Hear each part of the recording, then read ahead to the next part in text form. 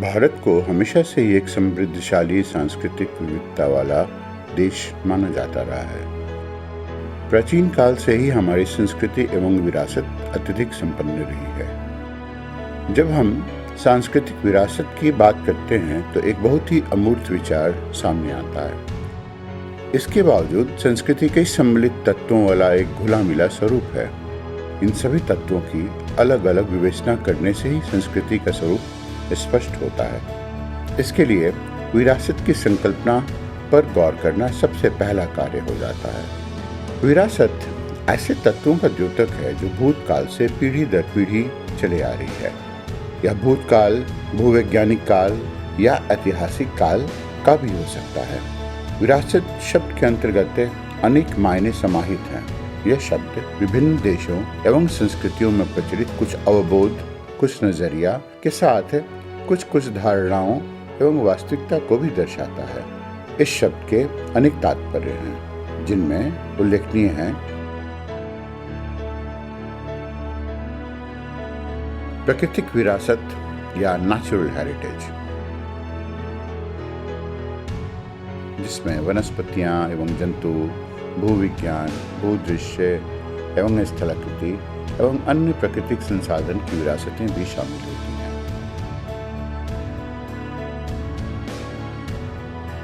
दूसरा, सांस्कृतिक विरासत या कल्चरल हेरिटेज, जिसमें किसी समाज या समूह की भौतिक शिल्प अर्थात आर्टिफैक्ट्स एवं अमूर्त या इंटेंजिबल विशेषताएं जैसे मानव निर्मित विरासतों को भी शामिल किया जाता है।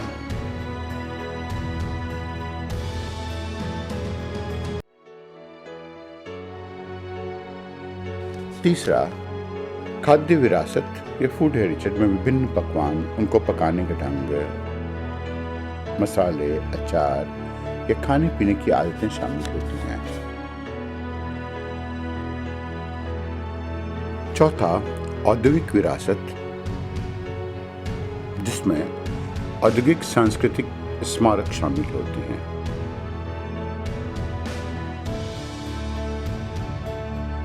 पांचवा, आभासी विरासत या वर्चुअल हेरिटेज, जो सांस्कृतिक विरासत के साथ किए जाने वाले कार्यों से संबंधित हैं, जैसे किसी व्यक्ति की मृत्यु के उपरांत उसकी भौतिक सामग्रियों की विरासत। छठा, आनुवांशिक शारीरिक लक्षणों या जीव वैज्ञानिक विरासत एवं जन्मसिद्ध विरासत, जो स्थान, समय या किसी के जन्म की परिस्थितियों के कारण विरासत में प्राप्त होता है। और इसके अलावा समगोत्रता या किनशिप एक ऐसा संबंध है जो व्यक्तियों के समान वंशावली वाली उत्पत्ति से संबंधित होता है। यह भी एक विरासत है। विरासत की इन धारणाओं का विस्तार आवश्यक है, क्योंकि इससे संकल्पना के बारे में भी जानकारी मिलती है और संकल्पना से संबंधित मुद्दे भी सामने आते हैं। प्राकृतिक विरासत से तात्पर्य जैव विविधता के समस्त तत्वों से है, जिसमें वनस्पतियां एवं प्राणीजात तथा पारिस्थितिक तंत्रों के प्रकार के साथ संबंधित भूवैज्ञानिक संरचनाएं एवं निर्माण या भूवैज्ञानिक विविधता शामिल है। इनमें सबसे प्रमुख जलवायु है। जलवायु स्वयं में ही एक प्रमुख प्राकृतिक विरासत है। यह एक महत्वपूर्ण विरासत है, क्योंकि इसका देश के लोगों पर, उनकी सोच पर, उनकी मनोवृत्ति पर, उनकी प्रतिक्रिया पर एवं उनकी संस्कृति किस प्रकार विकसित हुई है, इन सब पर प्रत्यक्ष या अप्रत्यक्ष प्रभाव डालती है। विरासत के एक अंग के रूप में भारत को एक विशिष्ट जलवायु वाला क्षेत्र माना जाता है, जहां लद्दाख का अत्यंत शीतल एवं शुष्क प्रदेश भी मौजूद है, जहां मॉनसून की भावनाओं से ओत-प्रोत भूमि भी मौजूद है, और जो मौसमों के प्रारूप एवं विशिष्टता की अद्भुत लय को दर्शाता है, जिसमें 3 महीनों की बारिश होती है। जहाँ चेरापूंजी और मौसिनराम जैसे स्थान है, वहाँ वर्षा की अधिकतम मात्रा प्राप्त होती है, और इसी देश के रेगिस्तानी भाग में वर्षा प्राप्त नहीं होती है।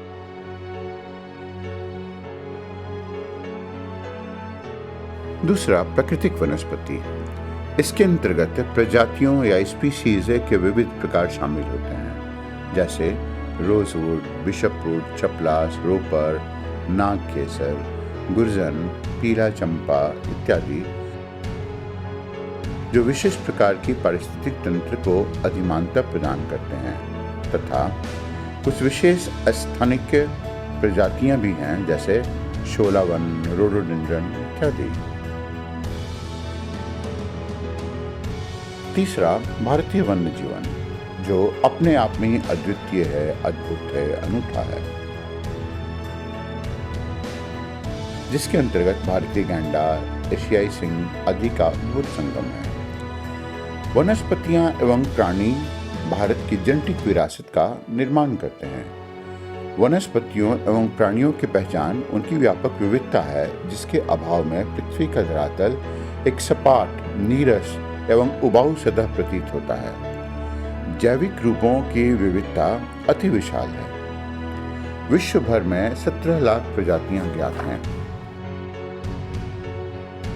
जिनमें से 15,000 पादप प्रजातियां, 5,000 कीट प्रजातियां, 1,000 मोलस्क प्रजातियां, 6,500 अन्य कीट, 1,200 सरीसृप, 1,200 पक्षी एवं 300 स्तनपायी प्रजातियां सिर्फ भारत में ही पाई जाती हैं।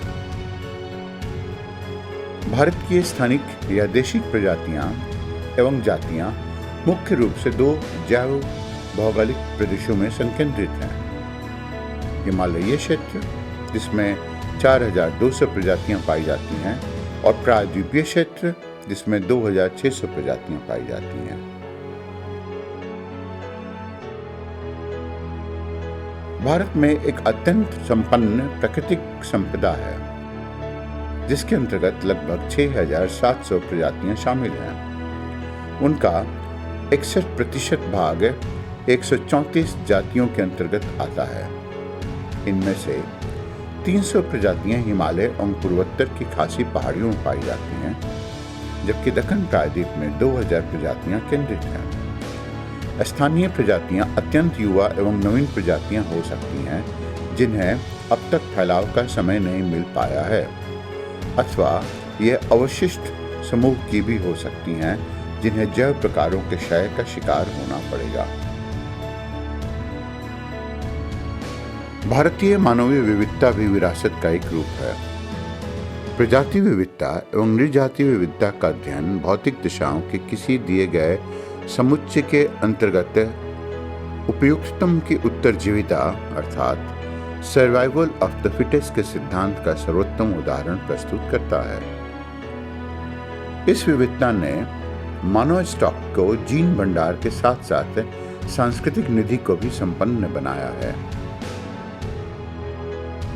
मानवीय विविधताएं भारत की शारीरिक विशेषताओं पर आधारित होती हैं। उनका व्यक्ति की आंतरिक विशेषताओं से कोई सरोकार नहीं होता। व्यापक रूप से कहा जाए तो भारतीय उपमहाद्वीप की वर्तमान जनसंख्या विभिन्न प्रजातीय वर्गों एवं कई उपवर्गों से ही विकसित हुई है, जिनमें प्रमुख हैं 1. नेग्रिटो, दूसरा आद्य ऑस्ट्रेलियाई, तीसरा मंगोलाइड, जिसके 2 हिस्से चले आते हैं। आद्य मंगोलाइड जो लंबे सिर वाले होते हैं और चौड़े सिर वाले होते हैं, और दूसरा तिब्बती मंगोलाइड, चौथा भूमध्य सागरीय, पांचवा पूरा भूमध्य सागरीय, छठा भूमध्य सागरीय और सातवां भूमध्य सागरीय के तथाकथित प्राच्य उपप्रकार। पश्चिमी चौड़े सिर वाली जातियों में अल्पिनॉइड, जेनेरिक और आर्मिनॉइड आते हैं, और अंततः नॉर्डिक जातियां।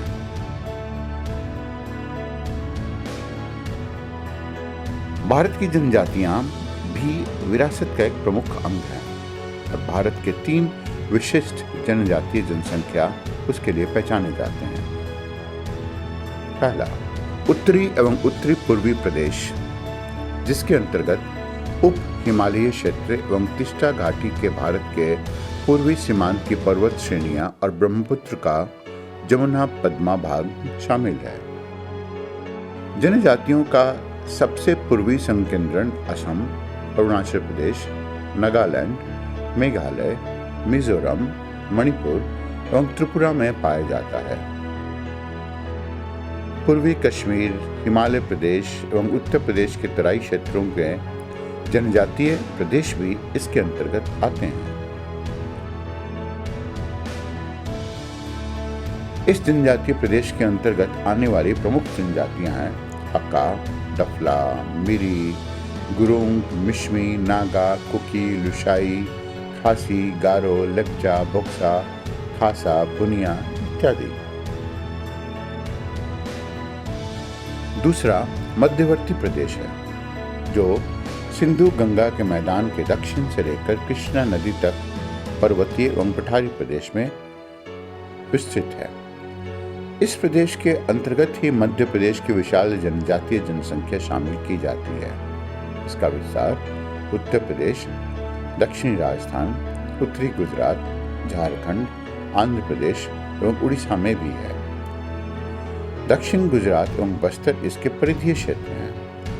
इस प्रदेश में रहने वाली प्रमुख जनजातियां हैं गंजाम जिले की सावरा, लादाबा एवं बुंडो, उड़ीसा की जुआंग, खारिया, खंड, भूमिज एवं भुइया, छोटा नागपुर पठार की मुंडा, उरांव, संथाल एवं बिरहौर, और विंध्य श्रेणी में कटारी, कोल एवं झील तथा मध्य प्रदेश और आंध्र प्रदेश की गौंड जातियां। तीसरा दक्षिणी प्रदेश, जो कृष्णा नदी के दक्षिण में वयनाड से कन्याकुमारी तक विस्तृत है। आंध्र प्रदेश, कर्नाटक एवं तमिलनाडु इस प्रदेश के अंतर्गत शामिल हैं। इस प्रदेश की प्रमुख जनजातियां हैं आंध्र प्रदेश में नल्लामलाई पहाड़ी की चंचू जातियां, कुर्ग पहाड़ियों की निचली ढाल पर रहने वाली टोडा जनजाति एवं वयनाड की इरुला, चंचू, पनियान और कुरुम्बा जनजातियां। उपयुक्त प्रमुख प्रदेशों के अलावा एक चौथा एकाकी प्रदेश है, जो अंडमान एवं निकोबार द्वीपों तक विस्तृत है। इस प्रदेश में रहने वाली प्रमुख जनजातियां हैं जारावा, ओंजे, उत्तरी सेंटिनली, अंडमानी एवं निकोबारी। इस प्रदेश में सिर्फ 17.6 हजार जनजातीय जनसंख्या रहती है, जो देश के कुल जनजातीय जनसंख्या का मात्र 0.13% ही है। जनजातियों के अलावा भाषा भी विरासत का एक प्रमुख अंग है। भाषा वाणी के माध्यम से संप्रेषित एक प्रणाली है, जो ध्वनियों का एक संग्रह है, जिसे मानव का एक समूह समझता है और बोलता है, और जिनके लिए उनका समान अर्थ होता है। एक भाषा परिवार के अंतर्गत वे भाषाएं शामिल की जाती हैं जो किसी पूर्वज भाषा से संबंधित होती हैं, जो दर्ज इतिहास के पूर्व अस्तित्व में थी। बोली भाषा का ही एक रूप है, जो किसी छोटे क्षेत्र में बोली जाती है। अतः एक ही भाषा के अंतर्गत अनेक बोलियां शामिल होती हैं। भारत की भाषाएं अनेक भाषा परिवारों के अंतर्गत शामिल की जाती हैं। इनमें से सबसे बड़ा परिवार भारोपीय भाषाओं का है, जिनमें भारत की 73% जनसंख्या के द्वारा बोली जाती है। देश में बोली जाने वाली अन्य भाषाएं ऑस्ट्रेलियाशाई, तिब्बती बर्मी एवं कुछ लघु भाषा परिवार एवं एकाकी समूह हैं। भारतीय गणतंत्र की कोई राष्ट्रीय भाषा नहीं है, परंतु भारतीय गणतंत्र की संघ सरकार की राजभाषा देवनागरी लिपि में हिंदी ही है, तथा अंग्रेजी को सहभाषा का दर्जा प्रदान किया गया है। भारत में देशज भाषाओं की संख्या 1961 की जनगणना के अनुसार 1652 थी, जो 2011 की जनसंख्या में 1635 हो गई। भारत की 2001 की जनगणना के अनुसार देश की 30 भाषाएं ऐसी हैं जिनके बोलने वालों की संख्या 10 लाख व्यक्तियों से अधिक है। 122 भाषाएं ऐसी हैं जिनमें से प्रत्येक को 10,000 से अधिक लोग बोलते हैं, 3 सहस्त्राब्दियों से भी अधिक लंबे समय के बाद भाषाई संपर्क का भारत और दक्षिण एशिया के 4 भाषा परिवारों में महत्वपूर्ण रूप से परस्पर प्रभाव पड़ा है। 2 संपर्क भाषाओं ने भारत के इतिहास में महत्वपूर्ण भूमिका निभाई है, फारसी और अंग्रेजी। भारतीय जनगणना 2 विशिष्ट वर्गीकरणों का अपना एक अद्वितीय तरीके से प्रयोग करती है, एक भाषाएं और दूसरा मातृभाषा। मातृभाषाओं को प्रत्येक भाषा के अंतर्गत ही समूहीकृत किया जाता है। अनेक मातृभाषाओं को भाषाई मानकों के आधार पर बोली के बजाय एक भाषा माना जा सकता है। ऐसा विशेष रूप से हिंदी भाषा के अंतर्गत शामिल अनेक मातृभाषाओं के लिए किया जा सकता है, जिनमें बोलने वालों की संख्या करोड़ों सी है। 1961 की भारतीय जनगणना में देश के 1652 विभिन्न मातृभाषाओं की पहचान की गई है। भारतीय नृवैज्ञानिक सर्वेक्षण में भारत के लोग परियोजना पीपल ऑफ इंडिया प्रोजेक्ट में 335 भाषाओं का उल्लेख किया गया है, जो भारतीय समुदाय द्वारा अंतरा समूह संप्रेषण के लिए प्रयोग की जाती है। SIL नृजाति विवरणिका, जिसे एथनोलॉग कहते हैं, उन्होंने 415 सजीव भारतीय भाषाओं की सूची भी जारी की है। वैसे विश्व में इस तरह की सजीव भाषाएं की संख्या 6,912 तक है। 2001 की जनगणना के अनुसार 29 भाषाओं में बोलने वालों की संख्या 10 लाख से अधिक, 60 भाषाओं को बोलने वालों की संख्या 1 लाख से अधिक और 122 भाषाओं को बोलने वाले की संख्या 10,000 से भी अधिक है। भारत में बोली जाने वाली भाषाएं अनेक भाषा परिवारों से संबंधित हैं। इनमें भारोपीय भाषा परिवार की भाषाओं, विशेष रूप से इस परिवार की भारत ईरानी शाखा की भाषाओं को बोलने की संख्या लगभग 70 करोड़ बोलने वाले या कुल जनसंख्या का 69% सर्वाधिक है। परंतु इनमें कुछ अल्पसंख्यक भाषाएं जैसे फारसी, पुर्तगाली या फ्रेंच तथा अंग्रेजी भी शामिल हैं, जिनमें से अंग्रेजी तो देश के विभिन्न क्षेत्रों में संपर्क भाषा के रूप में प्रयुक्त की जाती रही है। दूसरा सबसे बड़ा भाषा परिवार द्रविड़ भाषा परिवार का है, जिसके बोलने वालों की संख्या 20 करोड़, जो कुल जनसंख्या का 26% है। बोलने वालों की कम संख्या की दृष्टि से ऑस्ट्रो एशियाई भाषा परिवार और अनेक लघु भाषाओं से युक्त तिब्बती बर्मी भाषा परिवार है, जिनके बोलने वालों की संख्या क्रमशः 1 करोड़ एवं 60 लाख है, जो संयुक्त रूप से देश की 5% जनसंख्या को शामिल करते हैं। दक्षिणी अंडमान द्वीपों की ओंगन भाषा एक 5वां भाषा परिवार बनाती है। यह ग्रेट अंडमानी भाषाएं लुप्त हो चुकी हैं। इनमें से भाषा जो वर्तमान में प्रचलन में तो है, परंतु वह भी संकटग्रस्त है, जिनके बोलने वालों की संख्या तेजी से क्षीण होते जा रही है। एक अन्य ज्ञात एकाकी भाषा निहाली है। बंटू भाषा सिद्धि के विषय में कहा जाता है कि मध्य 20वीं सदी में गुजरात में बोली जाती रही है। भारतीय गणतंत्र की अधिकांश भाषाएं ब्राह्मी से व्युत्पन्न लिपियों जैसे देवनागरी, तमिल, तेलुगु, कन्नड़, उड़िया, पूर्वी नागरी, असमी, बंगाली लिखी जाती हैं तथा कुछ लघु भाषाएं जैसे संथाली अपनी स्वतंत्र लिपि का प्रयोग करते हैं। भारत में भाषाई परिवार विभिन्न निर्जातीय समूहों से अनिवार्य रूप से संबंधित नहीं है, विशेषकर भारोपीय एवं द्रविड़ लोगों से। प्रत्येक परिवार के अंतर्गत शामिल भाषाएं काफी हद तक भारोपीय एवं द्रविड़ भाषा परिवार से प्रभावित रही हैं। उदाहरण के लिए अधिकांश दक्षिण भारतीय भाषाएं, विशेषकर मलयालम एवं तेलुगु भाषाएं संस्कृत भाषा से अत्यधिक प्रभावित रही है। इन भाषाओं का लगभग 70 से 80% वर्तमान शब्द भंडार विशुद्ध रूप से संस्कृत अंतर्वस्तु से युक्त है। उर्दू का भी अनेक वर्तमान भारतीय भाषाओं पर महत्वपूर्ण प्रभाव रहा है। उत्तर भारत की अनेक भाषाएं अपने संस्कृत निष्ठ आधार का अधिकांश भाग खो चुकी हैं और उसका स्थान उर्दू आधारित भाषाओं ने रूप ले लिया है। लिपि की दृष्टि से अधिकांश भारतीय भाषाएं अपवाद स्वरूप तमिल लिपि को छोड़कर संस्कृत भाषा को लगभग पूरी तरह समायोजित कर चुकी हैं।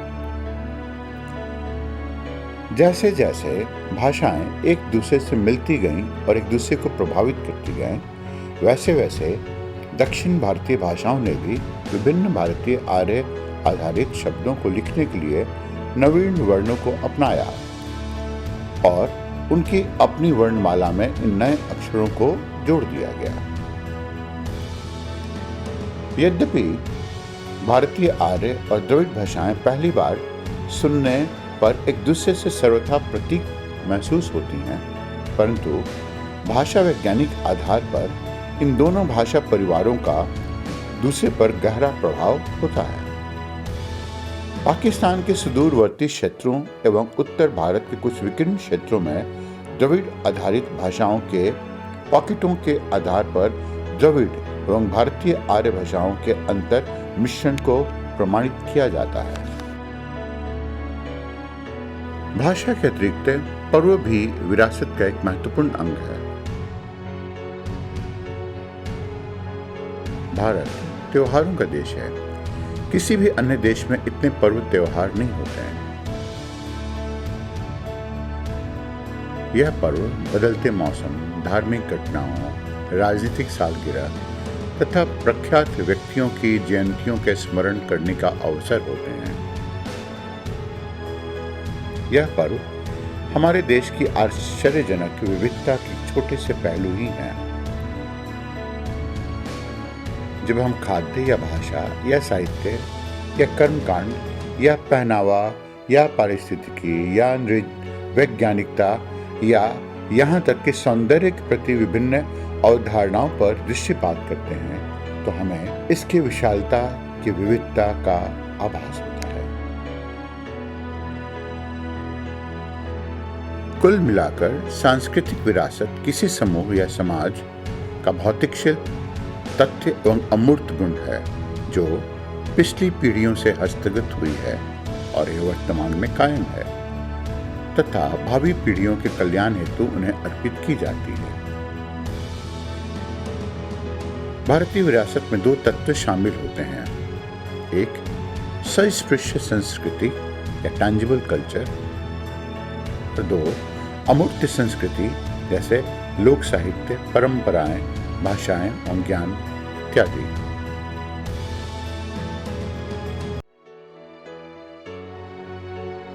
सांस्कृतिक विरासत अद्वितीय और गैर प्रतिस्थापनीय होती है, अतः इसे सुरक्षित एवं संरक्षित रखने का उत्तरदायित्व वर्तमान पीढ़ी पर है। छोटी वस्तुओं जैसे कलाकृतियां एवं अन्य सांस्कृतिक श्रेष्ठ कृतियों को म्यूजियम एवं कला दीर्घाओं में सुरक्षित रखा जाता है। तृणमूल संगठनों एवं राजनीतिक समूहों जैसे अंतर्राष्ट्रीय निकाय जैसे यूनेस्को ने अन्य देशों की विरासतों को भविष्य हेतु सुरक्षित रखने हेतु आवश्यक समर्थन प्रदान करने में नियत सफलता प्राप्त भी की है।